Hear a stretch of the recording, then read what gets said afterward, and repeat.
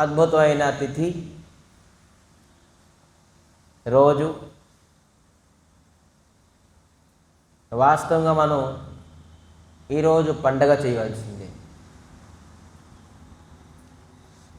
Festival.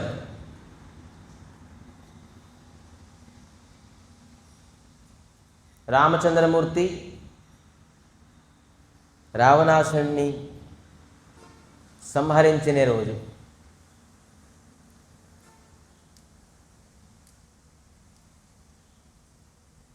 మరి రామచంద్ర విజయ పొందిన రోజు, విజయం. అందుకే దీనికి విజయదశమి కూడా అంటారు చాలామంది. విజయాన్ని పొందేరు.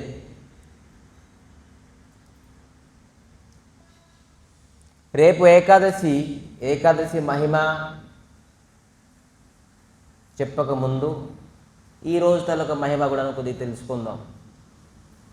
విజయదశమి అనేది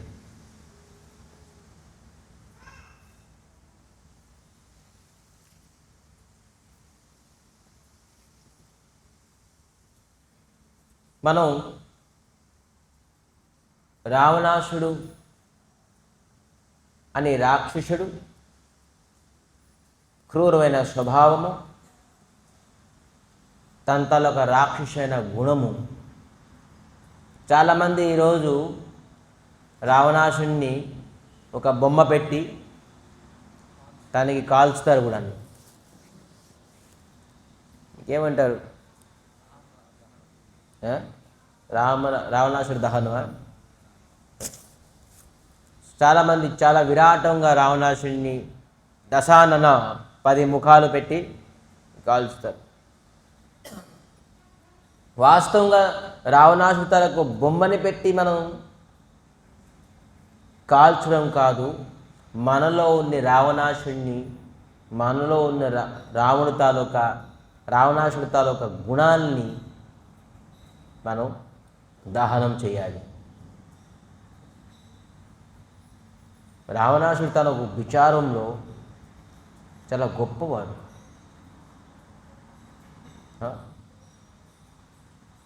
రావణాసుడు చాలా గొప్పవాడు. తనకి మంచి గుణం, ఎందుకంటే అందరిలోని మంచి గుణం ఉంటుంది, చెడ్డ గుణం కూడా ఉంటుంది. రావణాసుడిలోని మంచి గుణాన్ని ఈరోజు ఆలోచిద్దాం. చెడ్డ గుణంతో అందరికీ తెలుసు. అయితే తన దగ్గర ఏ చెడ్డ గుణం ఉన్నది అనేది ఏది మంచి గుణం ఉన్నది మనం ముందు తెలుసుకుందాం. ఏదైతే చెడ్డ గుణం ఉన్నదో తర్వాత మనం లాస్ట్కి తెలుసుకుందాం. మంచి గుణం ఏంటి అనేది. ఎప్పుడైతే శూర్పణఖ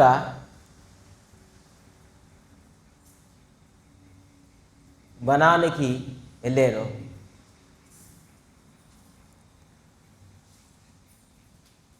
రాముడిని చూసి మోహితమయ్యారు. రాముడు చెప్పారు, నేనుతో ఆల్రెడీ నాకు వివాహం అయి ఉన్నది, కన్యా కూడా ఉన్నా, పత్ని ఉన్నారు. అక్కడ కూర్చున్న లక్ష్మణుడు బ్రహ్మచారి, అతని పక్కన ఎవరు భార్య లేరు, మీరు వాళ్ళకి ట్రై చేయండి. సరే, లక్ష్మణుడు కూడా నువ్వు చాలా అందమైన వ్యక్తి చూసేసి, సరే ఎవరైతే ఏమైంది, ఇద్దరుతో అందములు. లక్ష్మణుడు అందంగా ఉన్నారు, లక్ష్మణుడి దగ్గరికి వెళ్ళారు. లక్ష్మణుడు చెప్పారు, నువ్వు రాణి అవుతావా, పని మనిషి అవుతావా?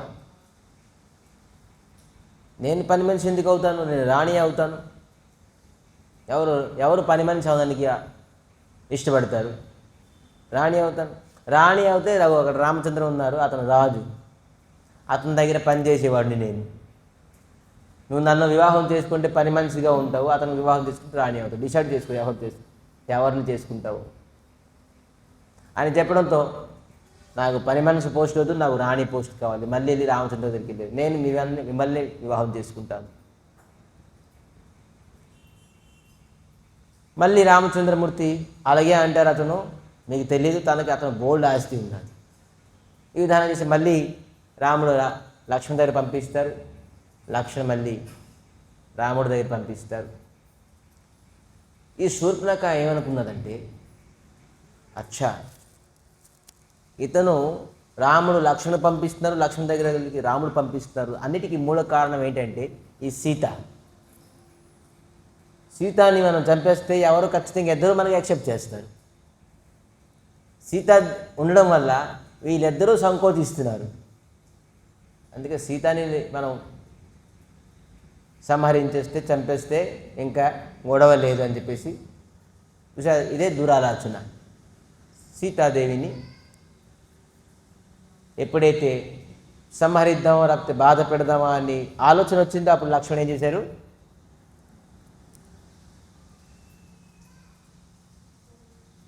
చెవులు ముక్కుని కట్ చేసేసారు. వెళ్ళి ముక్కు కట్ అయింది, అసలు ఆ ముఖానికి అందం ముక్కే, అంతే. ఆ ముక్కు లేకపోతే ఏముంది, ముక్కు లేకపోతే ఇంకా ముఖానికి ఏం అందమే లేదు. మా భక్తి సిద్ధాంత ప్రభుపాదులు ఒక గల్పం అంటే ఒక స్టోరీ రాశారు. ముక్కు అంటే గుర్తొచ్చింది. ముక్కు లేపిన వ్యక్తికి మనం చూసి ఏ పని అయినా చేసామనుకోండి, ఆ పని ఇంకా అవదట. చూసారా, కొంతమంది పిల్లి ఎదురైతే వెనకాలకి వెళ్ళిపోతారు. పిల్లి ఎదురు వచ్చిందయ్యా, అశుభ సంకేతం అని చెప్పేసి మళ్ళీ వెనక్కి వెళ్ళిపోతారు. మనం ఏదైనా పని కార్యం చేసే ముందు ఎదురు ఎవరు వస్తారో, మంచి వ్యక్తి వస్తే మన పని సక్సెస్ అవుతుంది అని చెప్పేసి కొంత నమ్మకం ఉంటుంది. సో అటువంటిప్పుడు ఈ ముక్కు లేపైన వ్యక్తులు ఎవరైతే మనం చూసామో ఆ పని ఇంకా ఎప్పుడు అవ్వదు, సక్సెస్ అవ్వదు. సో ఒక వ్యక్తి పక్కింటోడు చాలా బాగుపడిపోతున్నాడు, ఆస్తులు, అంతస్తులు, పిల్లలు, భార్య, ఉద్యోగం, సద్యోగం అన్నీ బాగుంది. ఈ నైవేర్కి ఏమంటారు, పక్కింటోళ్ళకి బాగా ద్వేషం వచ్చింది. చూడండి, మనతో పాటే ఉండేవాడు, మనతో పాటే వర్క్ చేసేవాడు, వాళ్ళ ఇంట్లోనే అన్ని ఆస్తులు, అంతస్తులు, ఉద్యోగం, చదువు అన్నీ వచ్చేస్తే మనకి ఏమీ లేదు. వీడికి ఎలాగైనా ఏం చేయాలి అంటే, నేను నా ముక్కు కట్ చేసుకుంటాను, ఎప్పుడో తన బయటకు వచ్చినా నేనే ఎదురవుతాను. నేను తన ముక్కు కట్ చేసుకొని నేను ఎదురవుతాను, వాడు పనులు ఏమి సక్సెస్ అవ్వకూడదు. వీడి ముక్కు పోతుందని ఆలోచించుకుంటున్నాడు. నా ముక్కు పోతే పోయిన వాడు బాగుపడకూడదు. ఇదే ఆలోచన. ఇటువంటి ఆలోచన కూడా ఉన్నది కొంతమంది మనుషులు, ఇటువంటి మనుషులు కూడా. పోనీ నీకు ముక్కు ఉన్నది కదా, పోనీ ముక్కు కట్ చేసుకున్నాను, వాడు బాగుపడకూడదు. మనది నష్టమైనా పర్లేదు కానీ వాడైతే బాగుపడకూడదు. ఇటువంటి రాక్షసత్వ గుణం మనలో ఉన్నది చాలామందికి. అప్పుడప్పుడు అది బయలుదేరుతుంటుంది. సమయం అనుకూలం వస్తే అది ఖచ్చితంగా ఆ రాక్షస గుణం మనలో బయలుదేరుతుంటుంది. ఎవరిలో లేదని కాదు, నేనెప్పుడు ముక్కు కట్ చేసేదని అనుకోకండి. మనం చాలా వరకు ముక్కు కట్ చేయలేదు కానీ బోల్డ్ ప్రయత్నాలు చేసాం ఇతరులు బాగుపడకూడదని. సో విధానంగా ముక్కుని కట్ చేసేసారు.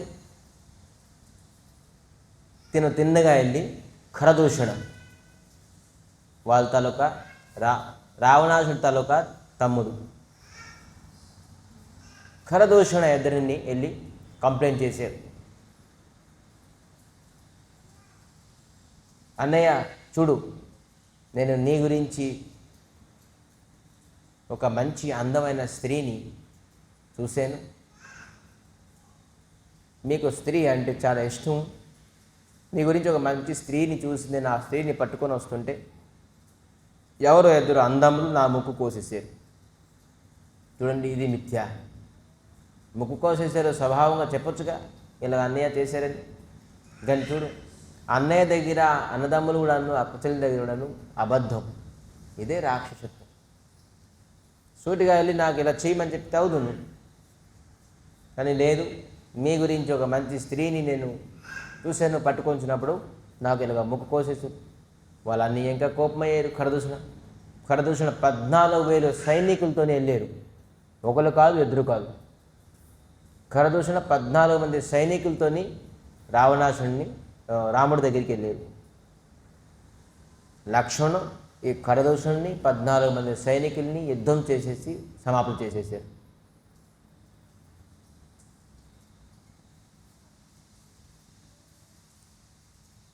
సరే, ఖరదూషణుడు చనిపోయారు అని మరి ఇతనికి ఈ శూర్పణఖకి ఇంకా ఏం దారి ఉన్నది? ఒకటే, రావణాసుడు. రావణాసుడి దగ్గరికి వెళ్ళారు. అదే సేమ్, అన్నయ్య చూడు, నా పరిస్థితి చూడు, నా వాడకం చూడు, ఏమైంది? లేదు, అతి సుందరమైన ప్రపంచంలోని నేపైన అతి సుందరమైన స్త్రీ నీ చూసి ఇది నీకు లైక్ అని నేను చెప్పడంతో నా పరిస్థితి ఎలాగయ్యింది. అరే, ఎంత దూరం నా దగ్గరికి ఎందుకు వచ్చావు? అక్కడ ఖరదూషణుడు ఉన్నారుగా మీ అన్నయ్య, వాళ్ళకి చెప్పలేపవా? చెప్పాను, ఏమైంది? వాళ్ళు కూడా చనిపోయారు. ఖరదూషణ చనిపోయారు అని ఎప్పుడైతే విన్నారో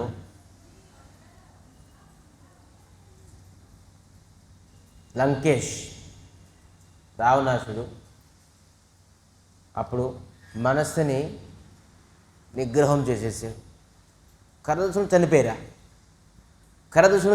అని చెప్పేసి అప్పుడు ఏం చెప్పారంటే శూర్పణఖకి, మీరు కొంతసేపు విశ్రామం చేయండి అని పంపించేశారు.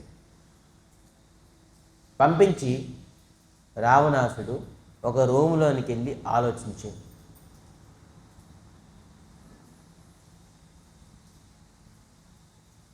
ఏం చెప్తున్నారు?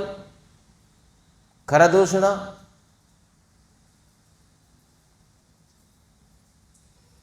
మోసమ బలవంత, నేను ఎటువంటి బలవంతుడునో నాకంటే ఏ ప్రకారంగా తక్కువ కాదు. వీళ్ళకి తను సంహరించేశారంటే ఖచ్చితంగాను ఈ ప్రపంచంలోని భగవంతుడు శ్రీహరి వచ్చేసారు. చూడండి ఎంత ఎక్స్పెక్టేషన్, చూడండి. ఖరదూషణుని చంపేవారు అయితే ఖచ్చితంగాను భగవంతుడు హరి వచ్చేసింది. ఇది భగవంతుడు తప్ప ఈ కార్యం ఇంకెవరు చేయలేరు. ఖరదూషణుని చంపారంటే ఖచ్చితంగాను ఇది భగవంతుడే. చూడండి, రావణాసుడికి తక్కువ అంచనా వేస్తున్నాం. వాళ్ళ తమ్ముళ్ళు చనిపోయారని చెప్పేసి ఫస్ట్ గెస్ట్ చేసేసారు. ఒక రూమ్లో కూర్చొని ధ్యానం చేశారు. బాగా ఆలోచించారు, ఇది భగవంతుడు తప్ప ఇంకా ఎవరి పని కాదు. ఇదే మంచి గుణం. ఏం చేయాలి? నేనుతో వెళ్ళి మంత్రం చేయలేను, జపం చేయలేను, యజ్ఞం పూజ చేయలేను, అతనికి గుడి కట్టించలేను. ఒకవేళ నేను జపం చేస్తే, యజ్ఞం తపస్సు చేస్తే, నేను భగవత్ శరణం తీసుకుంటే నేను ఒక్కడినే ఉద్ధరించబడిపోతాను. నాకు ఖచ్చితంగా రాముడు రక్షిస్తారు, నేను ఒక్కడినే ఉద్ధరించబడతాను. కానీ నాతో పాటు నేను చెప్పినవన్నీ చేసే పనులు, పాపం పనులన్నీ ఈ రాక్షసులందరూ ఈ లంకాలో అంతమందిను నేను చెప్పే పని వాళ్ళు చేశారు. వీరికి నేను ఎలాగా ఉద్ధరించాలి? చూడండి ఎంత మంచి ఆలోచన. చూడండి,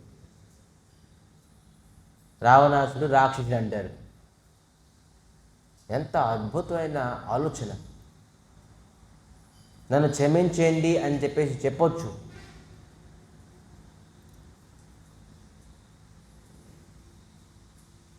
నేను ఏం చేస్తే నాతో పాటు నా వంశము ఈ లంకాలోనే అందరూ ఉద్ధరించబడాలి, ఎంతో ఆలోచించారు. అప్పటి నుంచి ఆలోచిస్తున్నాడు రూమ్లో, ఏం చేస్తాను.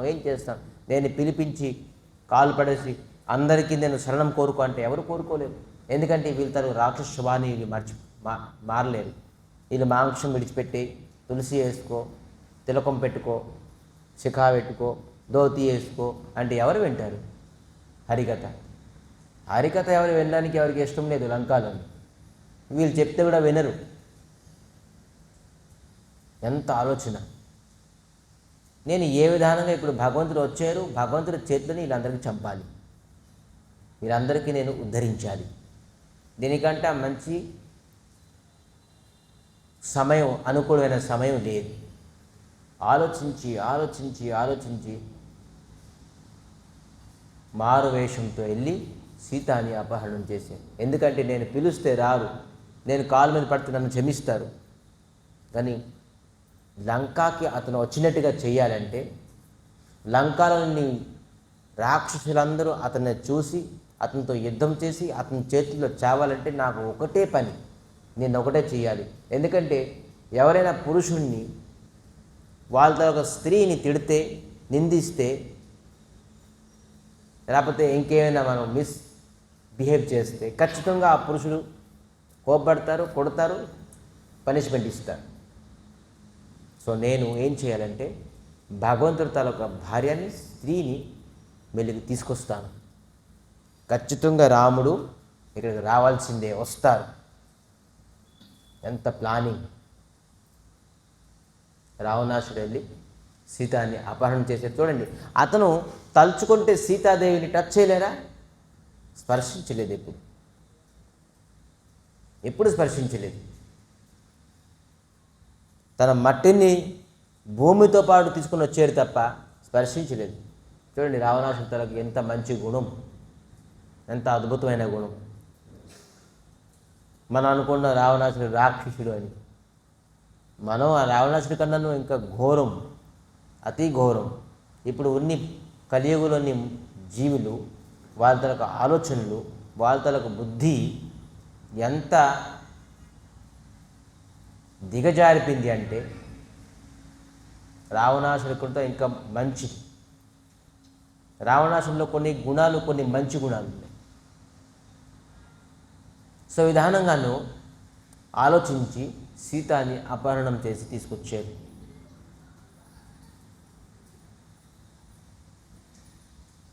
అపహరణం తీసుకొస్తే రాముడు ఖచ్చితంగా రావాల్సిందే.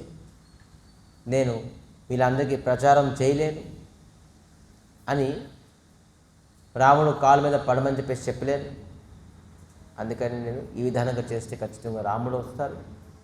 వీరందరికీ ఎవరు వంశమే లేకుండా చేసేసారు. మొత్తం వాళ్ళ పుత్రులు, పపుత్రులు, తమ్ముళ్ళు, కుంభకర్ణలకు పుత్రులు, వాళ్ళ పపుత్రులు, మనవుళ్ళు, ముని మనవుళ్ళు అందరినీ చంపేశాడు. ఒకే షాట్తో అందరినీ రాముడు చేత ఉద్ధరించేశారు. అందరూ చనిపోయారు. పుత్రులు, పపుత్రులు అందరూ చనిపోయారు. మండోదరి, కొంతమంది సైన్యులు ఉన్నారు, మరి రావణాసుడు ఉన్నారు. మండోదరితో ఇంకా శరీరంలోని ప్రాణమే ఉన్నది కానీ ఇంకా శరీరం లేపినట్టే. ఈ మొత్తం తన ముందే తన పిల్లలు అందరూ చనిపోయారు. వంశం నష్టం అయిపోయింది. మళ్ళీ కొంతమంది సైన్యులు, కొంతమంది కుటుంబం ఉన్నది, అందరూ రావణాసుడు తిడుతున్నారు. చూడ వీడు ఎంత కామాంధుడు, మొత్తం లంక ధ్వంసం చేసేసాడు, నష్టం చేసేసాడు. ఎంత రాక్షస వంశం నష్టం అయిపోయింది. ఇప్పుడు కూడా నువ్వు క్షమాపణ అడిగి సీతాన్ని అప్పచెప్పచ్చు కదా. ఇప్పుడు కూడా వీడికి తెలియకుంటుంది ఎంతమంది శవాలు అయిపోయారు. లంకాలని సగం కండాను వాళ్ళ వంశాన్ని వాడే తినేసాడు, లంకాన్ని వాడే తినేసాడు. అయినా వీడి అభిమానం, ఈ అహంకారం, ఈ కామం, ఒక స్త్రీ గురించి వీడికి బుద్ధి లేదు అని లంకాలను అందరూ తిడుతున్నారు కూడా రావణాసుడికి. వాళ్ళు రాక్షసులే వాళ్ళు తిడుతున్నారు. విడిచిపెట్టేస్తే గొడవ ఉండదుగా. ఇంతమంది చనిపోయారు, అయినాడు బుద్ధి లేదు. పుత్రులు చనిపోయారు, మనవళ్ళు చనిపోయారు, బోల్డ్ మంది చనిపోయారు, అయినప్పుడు ఇతనికి బుద్ధి లేదు. ఇంకా ఏం చేద్దామని తమ్ముళ్ళు చంపేశారు. కానీ రావణాసుడు తన ఇంటెన్సివ్ ఏంటి తెలియదు వీళ్ళకి, ముఖ్యమైన ఉద్దేశం ఏంటి తెలియదు. మరి రావణాసుడు విద్వాన్, జ్యోతిష్కుడు. ఏ సమయంలో, ఏ గ్రహంతో, ఏ నక్షత్రం ఏ ప్రకారంగా ఉంటే నేను రాముడి చేత సంహరించబడతానో ముహూర్తం తీసేరు అతనే రావణాసుడు. ఏ ముహూర్తంలో నేను సంహరించ, విజయదశమి ఈరోజు తన ముహూర్తం తీసుకున్నారు, ఇటువంటి ముహూర్తం. ఆ ముహూర్తంలో అతను చావు పెట్టుకున్నారు. ఆ రోజు చనిపోయారు. చనిపోయారేంటి? అరే, నాకు ఎలాగా మోక్షం రాదు, నా ప్రకారం నాకు ఏ ప్రకారంగా బుద్ధి ఉన్నదో, నా ప్రకారం ఏ ప్రకారం అలవాట్లు ఉన్నాయో, నేను రాముణ్ణి భజనం నామం చేయలేను. చాలామంది నామం చేయలేరు, కథా ప్రసంగం వినలేరు, తులసి వేసుకోలేరు, గుళ్ళి గోపురాల్లోని రాలేరు. ఏం చేస్తారు? రావణాసుడు చెప్పేసాడు, నేను ఇవన్నీ చేయలేను. ఇవన్నీ చేస్తే హరిని మనం పొందగలం. ఇవన్నీ చేయలేను కాబట్టి నేను చేయాలి అంటే ఇక ఈ విధానంగా చేయాలి. ఏదైనా క్రూరమైన పని చేస్తే రాముడి చేతిలో పడి నేను రాముడి చేతులు చనిపోతాను. ముఖ్యమైన ఉద్దేశం ఉండేది నేను రాముడు చేతితో చనిపోతాను, ఇంకా ఎవరి చేతులతో చనిపోను. తన టార్గెట్ నుంచి ఆ టార్గెట్ ఫుల్ఫిల్ చేసుకున్నారు. స్వయంగా అఖిలాండ బ్రహ్మాండ సృష్టికర్త శ్రీ రామచంద్రమూర్తి చేతిలోని రావణాసుడు చనిపోయారు. బుద్ధిమంతుడా, తెలివాడా, తెలివితక్కునుడా? అతను జ్ఞానియా, అజ్ఞానియా? అతను రాక్షసుడా లేదంటే దేవత? ఎలాగైనా రాముడిని ప్రాప్తి అవ్వాలి, రాముడు చేతి చావాలి. ఇంకా దీనికంటే ఇంకేముంది టార్గెట్? ఎవరు రాముడి చేతులు చనిపోతారో వాళ్ళతో మోక్షం పొందుతారు. సో తన టార్గెట్ తను ఫుల్ఫిల్ చేసింది. ఎలాగైనా జయతేనే ప్రకారంగా మోక్షం పొందాలి. సో మోక్షం పొందేశారు ఎవరు? రావణాసుడు. మనం ఇప్పుడు అతని బొమ్మని కాల్చుతున్నాం. మనం కాల్చే అర్హత మనకు ఉన్నదా? ఎటువంటి గుణ సంపన్నుడు రావణాసుడు! మొత్తం కులాన్ని, వంశాన్ని, లంకాని ఉద్ధరించేశాడు ఒకే ఒక్క వ్యక్తి. మనం మన కులాన్ని, వంశాన్ని, మన ధర్మాన్ని నష్టం చేస్తున్నాం. మన పితృపురుషుని నరకానికి తీసుకెళ్తున్నాం. మన చెడు అలవాట్లని మనం ఎప్పుడు కూడా మనం రియలైజ్ అవ్వకుండా చెడు అలవాట్లు. కానీ రావణాసుడు చెడు అలవాట్లు నాకు ఉన్నాయి, నేను మాంసాహారం తింటాను, నేను వీళ్ళందరికీ నేను హరికథ నామము జపము చేయలేను, నేను ఏ విధంగా భగవత్ ప్రాప్తి అవుతాను? ఒకటే, అతనితో వైర్యభావం. భగవంతుడికి మిత్రభావం అనుకోండి, వైర్యభావం అనుకోండి, ఏ భావం అయినా కూడా ఒకటే, కానీ భగవంతుడి సంబంధం ఉంచండి అంతే. రావణాసుడికి లైక్గా వైర్యభావం ఉన్నది, అతనికి లైక్ రిలేషన్ అదే. మనం భగవంతుడికి ప్రేమికుడిగా, ఏదైనా భక్తుడిగా, ఏదైనా పనివాడుగా, ఏదైనా ఫ్రెండ్గా మనం రిలేషన్ పెట్టుకుంటాం. కానీ రావణాసుడు వైర్యభావంగా రిలేషన్ పెట్టుకున్నాడు, ఏదో ఒక రిలేషన్ పెట్టుకున్నాడు, తను మోక్షం పొందాడు. కానీ మనం అది కూడా లేదు. అసలు భగవంతుడితోనే సంబంధం లేదు మనకి ఎవరికి సంబంధం? ఇంద్రియ తృప్తితోని, ఇంద్రియ సుఖంతోని. ఈరోజు విజయదశమి అని చెప్పేసి ఘోరాతి ఘోరం, అతి నగణ్య జఘన్య దుష్కర్మం చేసి ఉన్నాం మనం. రావణాసుడు ఆ రోజు తినలే, చనిపోతాను ఎలాగైనా యుద్ధం చేశాడు. కానీ మనం బతుకుదాం అని, మళ్ళీ బలం పొందుదాం అని అఖాద్యం ఏది తినకూడదు అది తిన్నాం మనం. ఈరోజు మనం రావణాసుడి కంటే ఘోరం అయితే ఘోరము మనస్థితి మంది. సో అందుకే మనం రావణాసుడిని నిందించే కెపాసిటీ లేదు. రావణాసుడిలో గుణం ఏంటి వినండి. అటువంటి అద్భుతమైన గుణం ఒక్క రావణాసుడు వాళ్ళ కులాన్ని, వాళ్ళ వంశాన్ని, వాళ్ళ జాతిని, రాక్షస జాతిని, మరి లంకాని ఉద్ధరించేశారు. సో ఇది రావణాసుడు. సో అటువంటి రావణాసుడు మనకు లైక్ ఏంటి? రేపు ఏకాదశి. రేపు ఏకాదశి ఏంటంటే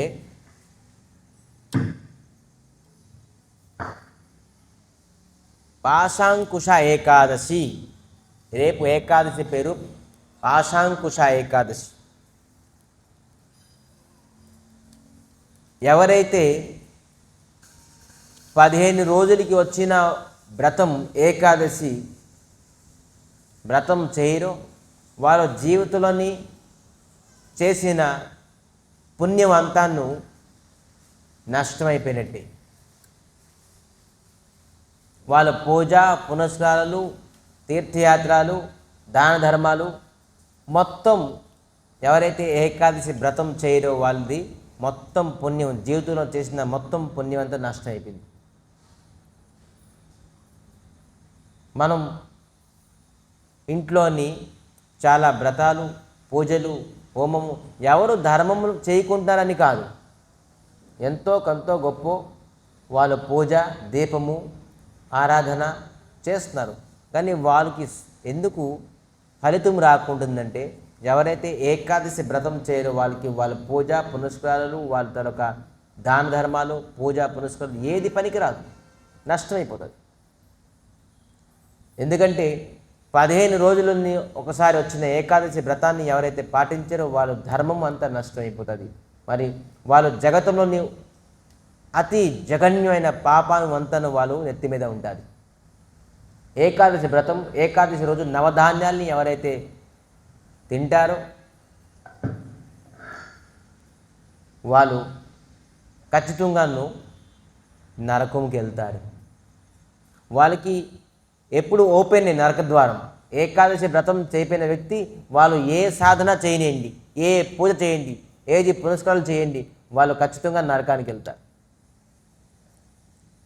ఇది శాస్త్ర ప్రమాణం. మీరు వేదాలు చూడండి, గ్రంథాలు చూడండి, ఏకాదశి యొక్క మహిమ చూడండి, ఏది చూడండి.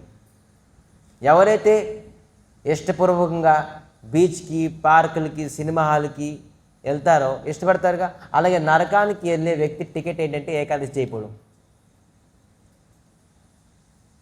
సినిమా హాల్కి వెళ్తే టికెట్, ఇంకేమైనా చూడడానికి చేయడానికి అంటే టికెట్, పర్మిషన్ టికెట్ కావాలి, హాల్ టికెట్ కావాలి ఎగ్జామినేషన్కి వెళ్తే. అలాగే నరకానికి టికెట్ ఏంటంటే ఏకాదశి చేయకపోతే వాళ్ళు ఖచ్చితంగా నరకానికి వెళ్తారు. సో ఎవరెవరు ఏకాదశి చేయకున్నారో వాళ్ళకి ఫ్రీ కూపన్, నరకంకి వెళ్ళడానికి ఫ్రీ కూపన్, ఫ్రీ టోకెన్. ఎవరైతే నరకము వెళ్ళనో అనుకుంటారో వాళ్ళు ఖచ్చితంగా 15 రోజులకి ఒకసారి వచ్చిన ఏకాదశి ఖచ్చితంగా పాటించాల్సిందే.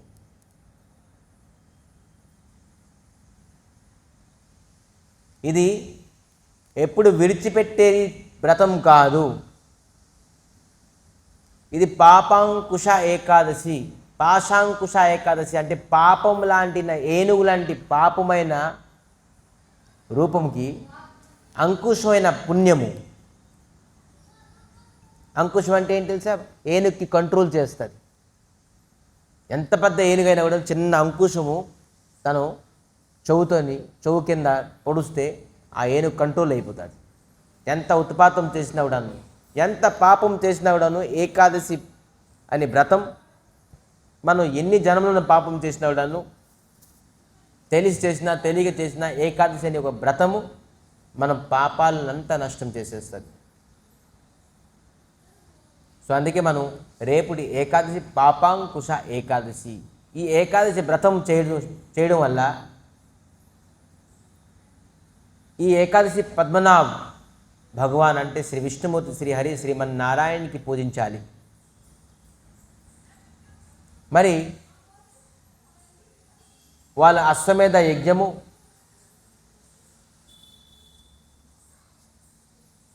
వాజపేయి యజ్ఞము ఎప్పుడు చేయలేరు.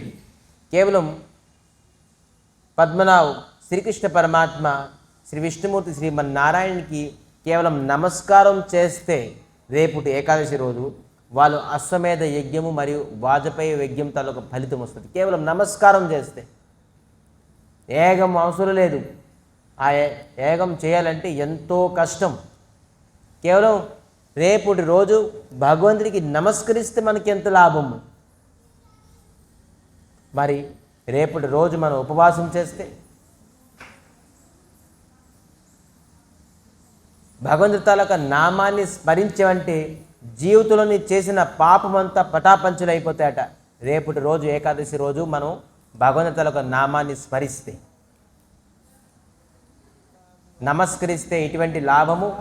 మరి భగవంతుడి తాలూకా నామాన్ని స్మరిస్తే మనకి ఎటువంటి ప్రకారంగా లాభము. భగవంతుడు నామము స్మరణ చేస్తే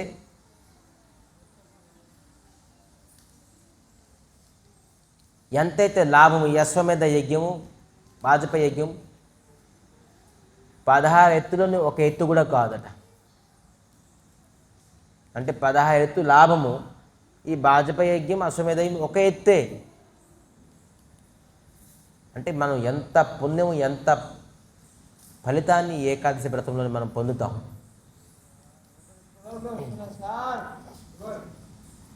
ఈ ఏకాదశి రోజు ధర్మము, అర్థము, కామము, మరి మోక్షాన్ని కూడాను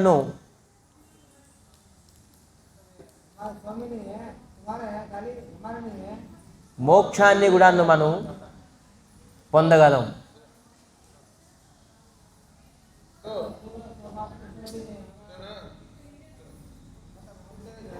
చతుర్విధ పురుషార్థం అని చెప్పేసి పేరు దీనికి. ధర్మ, అర్థ, కామ, మోక్షం. ఈ ఏకాదశి వ్రతము చేయడం వల్ల ధర్మాన్ని సంపాదిస్తాం, అర్థాన్ని సంపాదించగలం, మరి మన తాలూకా కామన అంటే కోరికలు కూడా మనకి పూర్తి అవుతాయట. ఈ భౌతిక ప్రపంచంలో మనకి ఏ కోరిక ఉన్నా కూడాను ఆ కోరిక రేపు ఏకాదశి వ్రతం చేయడం వల్ల మనకి ఫలితం అవుతుంది. ధర్మ, అర్థ, కామ, మరి చివరికి మోక్షాన్ని కూడా పొందుతాం. మోక్షంతో పాటు భగవంతుడి తాలూకా శ్రీహరి తాలూకా పాదపద్మలోని అపూర్వమైన మనకి నమ్మకము, విశ్వాసాన్ని కలుగుతుంది ఈ ఏకాదశి చేయడం వల్ల మనకి. ఇటువంటి అద్భుతమైన ఏకాదశి నిన్న మనం దశమి దుర్గాదేవి చెప్తున్నారు 5 చెయ్యాలి జగతంలోనే అని. ఒకటి శ్రవణము, రెండోది తన నామము, భగవంతుడి నామ స్మరణము, సాధు సంఘము, మరి 4వది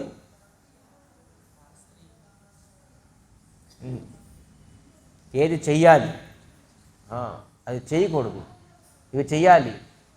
శ్రవణము వినాలి, రెండోది నామం చేయాలి, మూడోది సత్సంగం చేయాలి,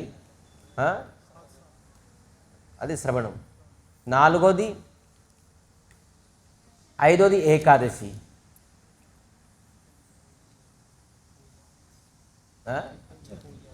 భగవంతుడిని ఆరాధించాలి. మరి ఏకాదశి స్వయంగా దుర్గాదేవి చెప్తున్నారు, మీరు ఈ జైల్లోని, ఈ కారాగారంలోని, ఈ జగతం నుంచి మీరు శాశ్వతమైన బయటికి రావాలంటే మీరు ఖచ్చితంగా ఏకాదశి వ్రతం చేయాలి అని చెప్పేసి. సో అటువంటి ఏకాదశి రేపు వింధ్యా పర్వతంలోని ఒక పర్వతము, దాంట్లోని ఒక క్రూర క్రోధన అని చెప్పేసి ఒక వ్యక్తి ఉండారు. క్రూర క్రోధన, అతని పేరు తెలుస్తుంది ఏ విధానంగా. అది ఆ వ్యక్తి ఇటువంటి జఘన్యమైన పాపము, జీవితం అంతా పాపం చేసేది. ఇటువంటి పాపం కాదు, ఏ పాపం చేయలేదని కాదు. ఆ పాపానికి యముడు ఎదురు చూస్తున్నారు. ఇతను ఎప్పుడు చనిపోతే నేను అతనికి లాక్కొని తీసుకుని వచ్చేసి అతనికి అన్ని విధాలుగా పనిష్మెంట్ ఇస్తాను.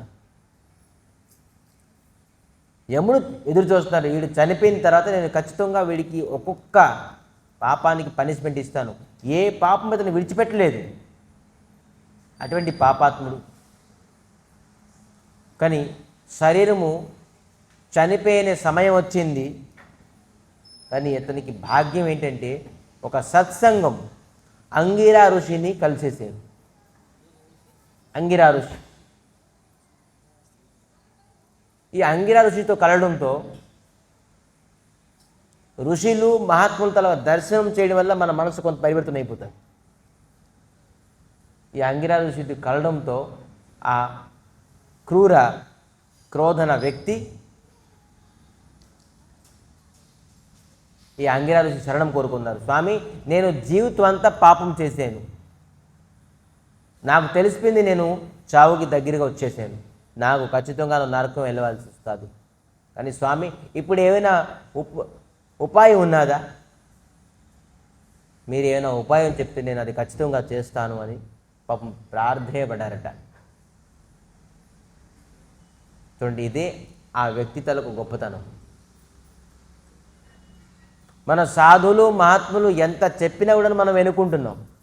కానీ ఎంత జగండైన పాపం చేసినా కూడాను ఆ వ్యక్తి అంగిరా ఋషిని శరణం కోరుకొని, నేను ఏం చేయడం వల్ల నేను చేసిన పాపాల నుంచి ఉద్ధరించబడతాను, నేను నాకు ఆదేశించండి అని. అప్పుడు ఆ అంగిరా ఋషి ఏం చెప్పారంటే, అశ్విన మాసం శుక్లపక్షంలో వచ్చిన ఏకాదశి పాపాంకుశ ఏకాదశి. ఆ ఏకాదశి మీరు ఎవరైతే భక్తి శ్రద్ధలతోని నవధాన్యాలని విడిచిపెట్టి మీరు శ్రీహరిని స్మరిస్తారో, ఉపవాసిస్తారో, మీరు ఖచ్చితంగాను మొత్తం జీవితంలో చేసిన పాపమంతా నష్టం పోతుంది, మరి మీరు శ్రీహరి దగ్గరికి పొందుతారు అని చెప్పి చెప్పడంతో ఆ క్రూర క్రోధన వ్యక్తి ఏకాదశి, ఆ అశ్విన మాసం కృష్ణ శుక్లపక్షంలో వచ్చిన ఏకాదశిని పాపాంకుశ ఏకాదశి చాలా భక్తి శ్రద్ధలతో చేశారట. మరి చనిపోయిన తర్వాత అతనికి నరకం వెలుకొండను చతుర్భుజ రూపంతో భగవంతుడి సన్నిధాన్ని పొందేది. ఇదే ఏకాదశి తలక మహిమ. ఇటువంటి ఏకాదశి ఎవరైతే చేస్తారో తన జీవితంలోని పూర్వ జీవితంలోని ఎన్ని జీవితంలో అతను పాపం చేసిందంటే అంతా పటాపంచలు అయిపోతుంది. మరి అతను విష్ణుమూర్తి దగ్గరికి ఖచ్చితంగా మోక్షాన్ని పొందుతారు. మీరు ఏ వ్రతం చేయండి, ఏ పూజ చేయండి, ఏ పునస్కారం చేయండి, ఏ యజ్ఞం చేయండి, ఏం తపస్సు చేయండి, ఏ తీర్థయాత్రలకు వెళ్ళండి, మీరు మోక్షం పొందలేరు. మోక్షం కేవలం శ్రీహరి ఇవ్వగలరు. మీకు ఇతరేతర దేవతలు మోక్షం ఇవ్వడానికి వాళ్ళకి అధికారం లేదు, వాళ్ళ దగ్గర ఆ క్వాలిటీ లేదు. ఏ శాస్త్రము ఏ పురాణం మీకు చెప్పింది, ఏ దేవి ఏ దేవతలు మీకు మోక్షాన్ని ఇచ్చారు అని. మోక్షం అంటే ఏంటి? జన్మ మృత్యు నుంచి త్రాహి, పునర్జన్మం లేకుండా చేయాలంటే కేవలము శ్రీ విష్ణు శ్రీహరి తప్ప ఇంక ఎవరు మనకు చేయలేరు. శ్రీహరిని ప్రసన్నం చేయాలంటే కేవలం ఒకటే మార్గము, ఏకాదశి వ్రతం. భగవంతుడు అతి ప్రసన్నం అయిపోతారు ఏకాదశి వ్రతం చేయడంతో. దీనికి ఏకాదశికి హరివాస తిథి అన్నారు. ఏకాదశి పేరు మరో పేరు హరివాస తిథి. ఈ తిథి ఏంటంటే హరివాసం. హరివాసం అంటే ఏంటి? హరిని అతి దగ్గరగా చేసే తిథి హరివాస తిథి. సో అందుకే మనం ఇటువంటి అదృష్టపడిన ఏకాదశిని మనం ఎప్పుడు విడిచిపెట్టకూడదు. ఎవరైతే ఏకాదశిని విడిచిపెట్టి ఇతర వ్రతాలు చేస్తారో వాళ్ళు కేవలం రాళ్ళు రప్పల్ని సంగ్రహిస్తూ వజ్రం వేడియోరాల్ని పారేసారు. చాలామంది నవరాత్రులు ఉపవాసం చేస్తారు. ఈరోజు దుర్గాదేవి దశమి రోజు ఉపవాసం చేస్తారు. రేపు ఏకాదశి నవధాన్యాలు తింటారు, అన్నం తింటారు. రేపు ఏకాదశి చేయరు, కానీ ఈరోజు దశమి చాలా భక్తి శ్రద్ధలతో దేవికి చేస్తారు. వాళ్ళు ఎటువంటి పని చేశారంటే రాయలు రప్పలు తీసుకున్నారు, మరి వజ్రం వేడియోరాలు విడిచిపెట్టేశారు. ఏకాదశి వ్రతాన్ని విడిచిపెట్టేసి ఏ తిథిని ఏ వ్రతాన్ని చేసినా కూడా వాళ్ళు కేవలం ఈ భౌతిక ప్రపంచంలో బంగారం, డబ్బు, ఆస్తి, అంతస్తు, భార్య, పిల్లలు, మానము, సన్మానం ఇవన్నీ సంగ్రహించుకున్నారు. కానీ మోక్షం సంపాదించింది భగవంతుడు శ్రీహరి దగ్గరికి వెళ్ళేది ధనాన్ని వాళ్ళు విడిచిపెట్టేశారు. స్వయంగా దుర్గాదేవి చెప్తున్నారు, మీరు ఈ ప్రపంచంలో ఉండే వ్యక్తి అందరూ కూడాను, కానీ దేవిని ప్రసన్నం చెందికి ఆలోచిస్తారు. అని దేవి ఏం చెప్తున్నారు మనం ఆలోచించాం. దేవి చెప్తున్నారు, మీరు ఏకాదశి వ్రతం చేయండి. సృష్టి స్థితి ప్రళయ సాధన శక్తిరేఖ ఛాయేవ యస్య భువనాన్ని విభూతి దుర్గా ఇచ్ఛా అనురూపి యస్య చేష్ట చేస గోవిందమాది పురుషం తమహం భజామి. దుర్గాదేవి చెప్తున్నారు, నేను భగవంతుడి ఇష్టపూర్వకంగా నేను అన్ని కార్యాలు చేస్తున్నాను, సృష్టిని స్థితిని ప్రళయాన్ని. మరి ఏదైతే నేను శక్తిని పొందానో ఆ శక్తి శ్రీహరి వల్ల నేను పొందాను. కలియుగంలోని దేవి ఎక్కువగా పూజించబడతారు. తెలుసా ఎందుకు చెప్పండి? ఎప్పుడైతే ద్వాపర యుగంలోని కృష్ణుడు దేవకి వసుదేవుల దగ్గర పుట్టారు. ఆ కృష్ణుడు వెళ్ళి ఎక్కడికి వెళ్ళారు? నందమహారాజుకి యశోద దగ్గరికి వెళ్ళిపోయారు. యశోద దగ్గర ఒక కన్య పుట్టారు. ఆ కన్య అక్కడికి వచ్చారు.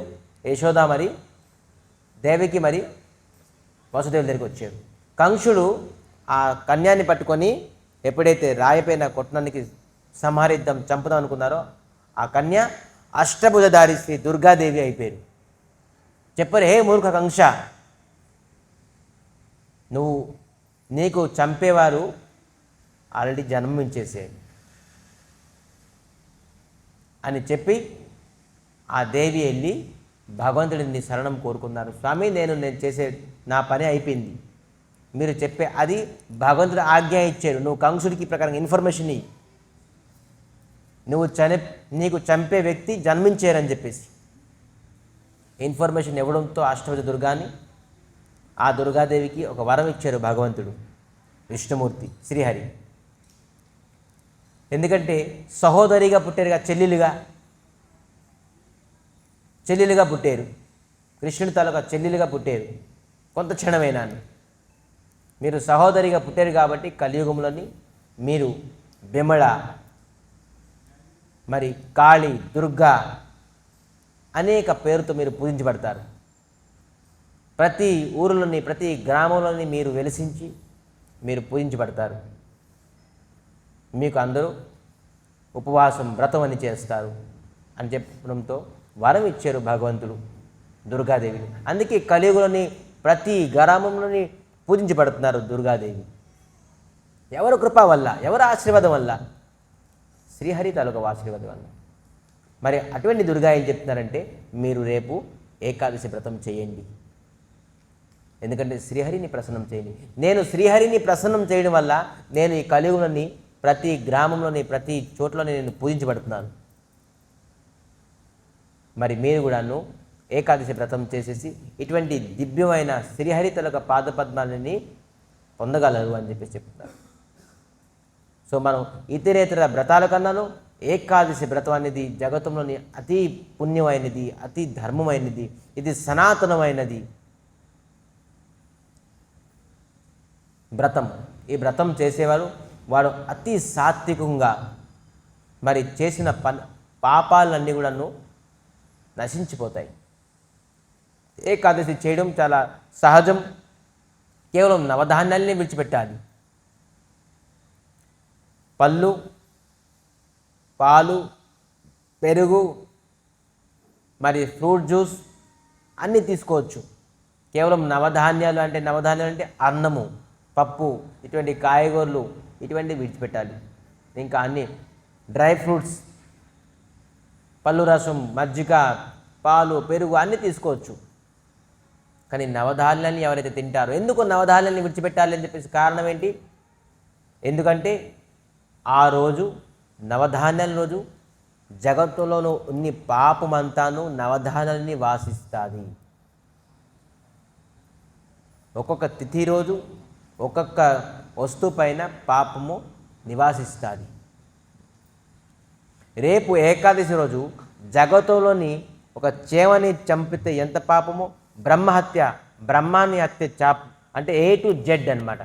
చేవని నుంచి బ్రహ్మ వరకు చంపితే ఎంతైతే పాపమో అంత పాపము రేపు అన్నంలోని నివాసిస్తుంది. ఎవరైతే రేపు అన్నం తింటారో ఈ పాపం అంతా తిన్నట్టే. ఏకాదశి మహిమ ఇటు మొత్తం జగత్తులోని A to Z పాపము రేపు అన్నంలో నివాసిస్తుంది. యో భుంజితే అన్న, యో భుంజితే పాపము. ఆ భుంజితే అంటే ఏంటి? తినడం. ఎవరైతే అన్నాన్ని తింటారో వాళ్ళు పాపాన్ని తిన్నట్టు.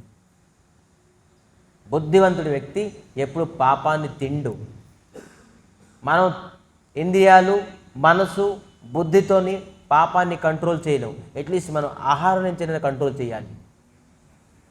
ఎవరైతే ఏకాదశి వ్రతం చేస్తారో తనకు బుద్ధి సాత్వికం అయిపోతుంది, వాళ్ళ ఆలోచన కూడా సాత్వికం అయిపోతుంది. మరి శ్రీహరిని అత్యధికంగా ప్రసన్నం చేయగలరు అతను. ఎందుకంటే ఇది కేవలం ఒకటే వ్రతం. శ్రీహరిని ప్రసన్నం చేయడానికి దీనికంటే అత్యధికమైన వ్రతం అనేది ఏది లేదు. పూజ, పునస్కారాలు, యజ్ఞము, తపస్య, తీర్థయాత్రలు, వ్రతాలు, దానాలు, ధర్మము, దానంలోని అన్నదానము, వస్త్రదానము, గోదానము, స్వర్ణదానము, భూమి దానము, అన్నిటికంటే అత్యధికమైనది ఈ ఏకాదశి వ్రతం. ఎవరైతే ఏకాదశి వ్రతం చేస్తారో ఈ దాన ధర్మాలు, పుణ్యాలు, యజ్ఞాలు, తపస్సు తాలూకా అన్ని తాలూకా ఫలితం మీలో ఉంటుంది. సుమేరు పర్వతం అయిన పుణ్యము కేవలం ఏకాదశి వ్రతం చేయడం వల్ల మనకు లభిస్తుందట. సుమేరు పర్వతం అంటే అన్నిటికంటాను హైయెస్ట్ పర్వతం సుమేరు పర్వతం. అంత పర్వతం, అంత పుణ్యము మనం కేవలం రేపు ఏకాదశి రోజు వ్రతం చేసే ఫలితం మనకు వస్తుంది.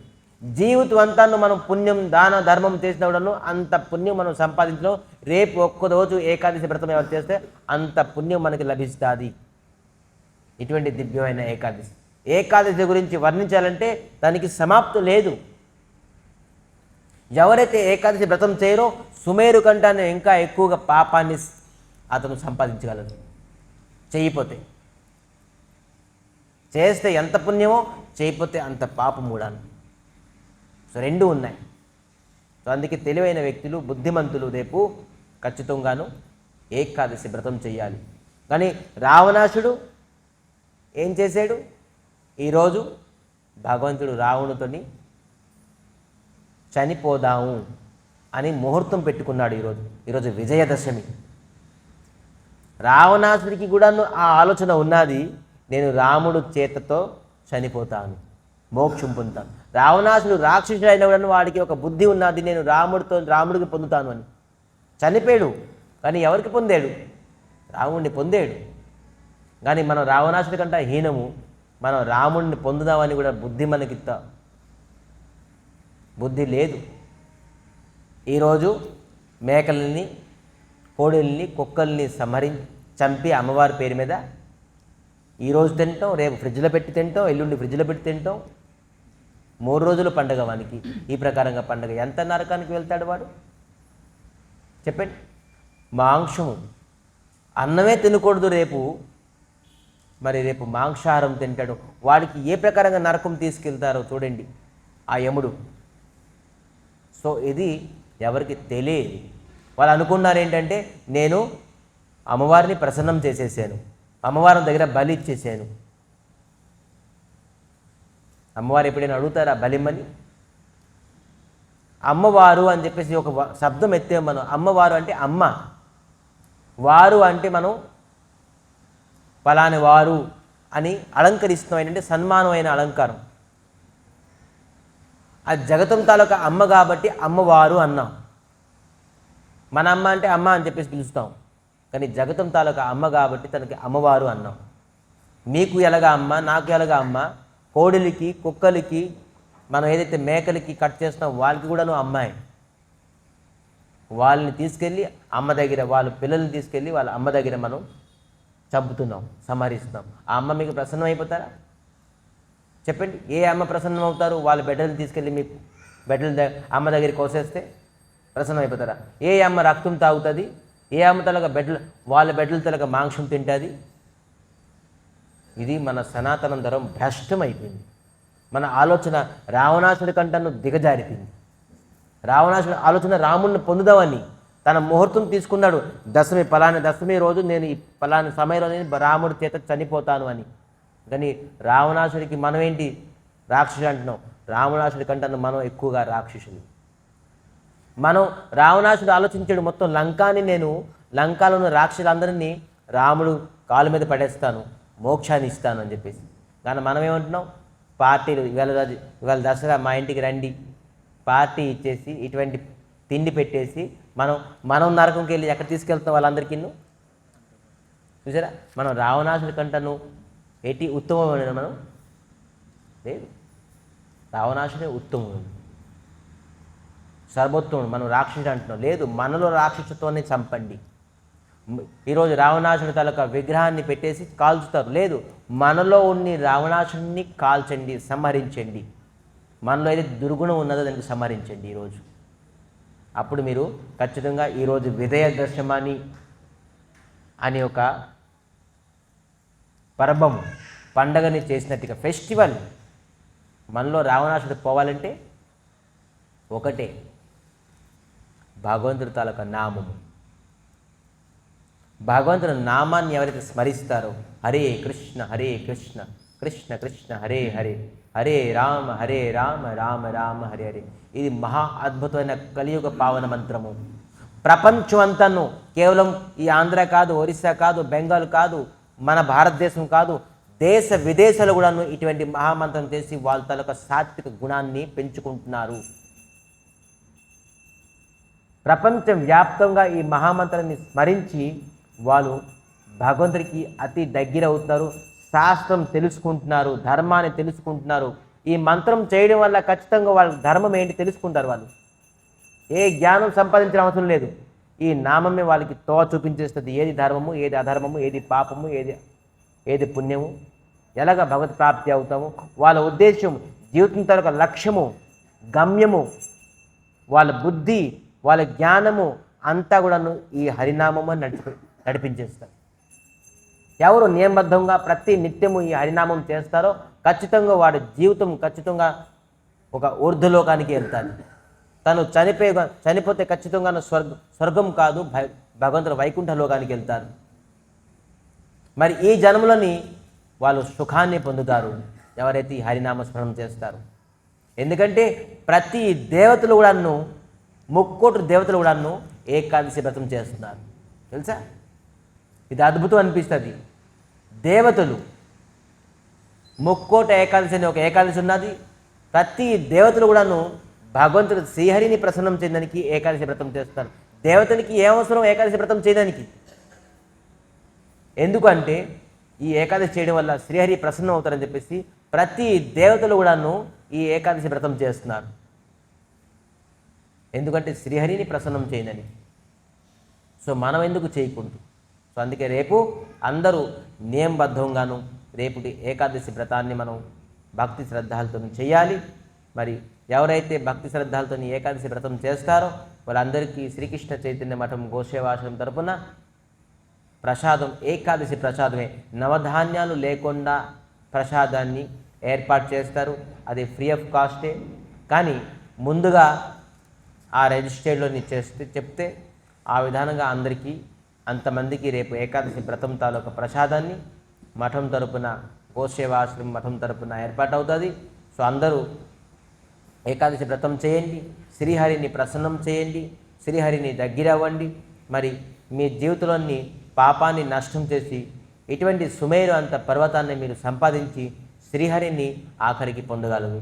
సో అందుకే మరి సైంటిఫికల్ కూడా ఇది మనకు బెనిఫిటే.